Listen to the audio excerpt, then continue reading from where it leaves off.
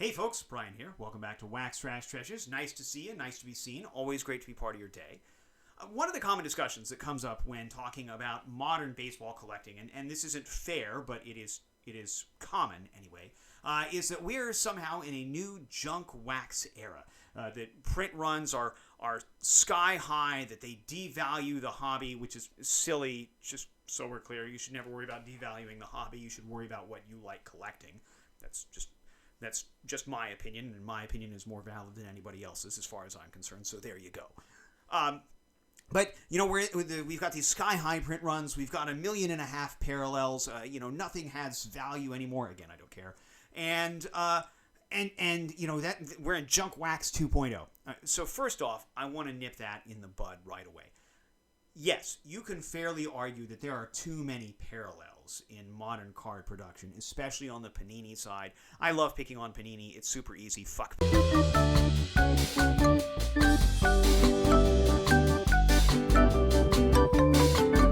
There are way too many parallels in Panini sets. I mean, there's something like 3,000 different cards that you can get of any player in any major Panini release. That's silly, right? Like that's 70-some parallels produced anywhere from, print runs of 1900 or 2000 all the way down to a print run of one with their black vinyl or gold vinyl or whatever the hell they call it. It's too many. There are definitely too many parallels. But that doesn't mean we're in a junk wax era again.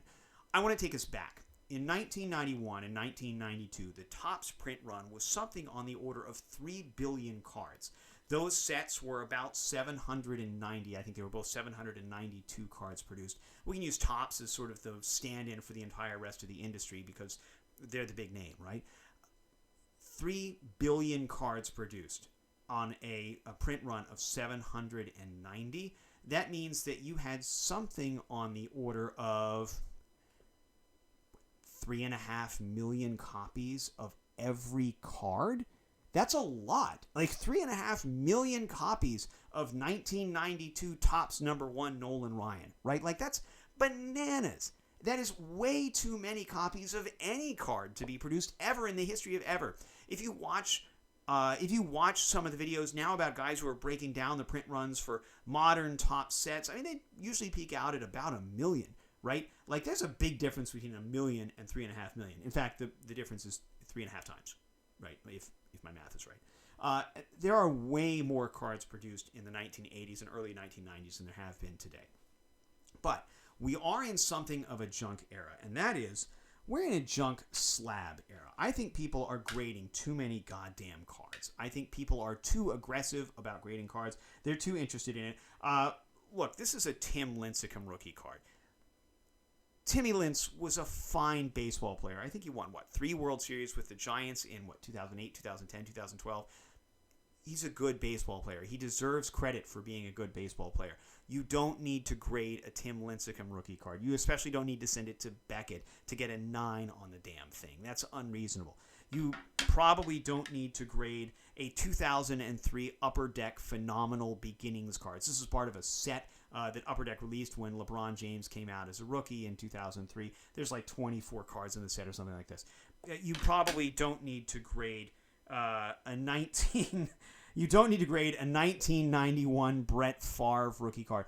I spent 99 cents on this slab. I bought this slab, a rookie card of a Hall of Fame quarterback, for 99 cents. Do you know why I was able to do that? It's a 9.5, by the way, from BCG. Do you know why I was able to do that? Because there's too many graded Brett Favre rookie cards out there in the world. There are just too many. I mean, 99 cents for a Brett Favre rookie card in mint condition, right? You don't need to grade a Najee Harris 2021 Select rookie card in the green. Neon. This is another one of those damn Panini parallels, right? The neon green die cut prism. I paid $1.50 for this. You don't need to grade a 2020 DeAndre Swift orange die cut prism rookie card. I paid almost $3 for this, including shipping. You probably could get away with grading 1987 Fleer Glossy Barry Bonds. I actually happen to like Fleer Glossy. I like the 87 Fleer set. It's very simple. This one is probably worth the money.